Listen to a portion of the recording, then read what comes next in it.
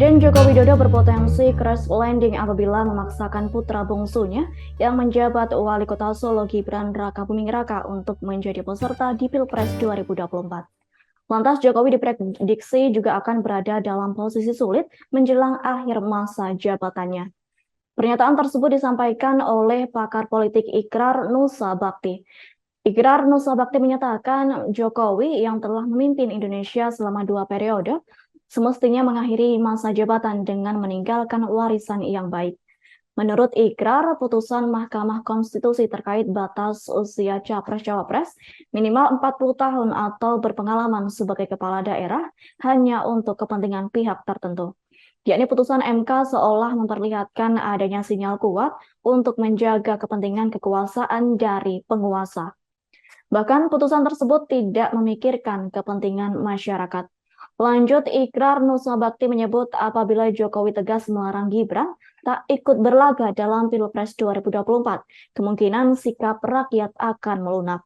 Namun yang terjadi sebaliknya, yakni sikap yang dilakukan Jokowi akan memicu kegaduhan baru dalam perpolitikan tanah air. Selain itu dapat memberikan contoh buruk dalam proses demokrasi. Lanjut, Ikrar menyatakan Jokowi seharusnya menyadari apabila tidak tegas, pemerintahan mendatang dan masyarakat harus membayar mahal. Hal itu akan terjadi imbas kerusakan yang ditimbulkan dari permainan politik melalui proses hukum. Mengingat, bangsa Indonesia sudah sepakat tidak kembali ke masa pemerintahan yang kelam, yakni setelah reformasi 1998 dan menuju kematangan demokrasi pada 2039.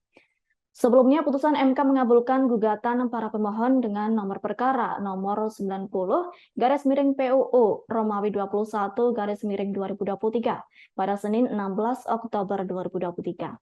Yakni Ketua MK Anwar Usman memutuskan menerima soal syarat batas usia minimal Capres dan Cawapres di bawah 40 tahun atau berpengalaman menjadi kepala daerah. Kala itu pihak MK turut mempertimbangkan bahwa batas usia tidak diatur secara tegas dalam UUD 1945. MK juga menekankan dalam batas penalaran yang wajar, warga negara memiliki hak pilih dan seharusnya juga hak untuk dipilih, termasuk hak untuk dipilih dalam pemilu presiden dan wakil presiden.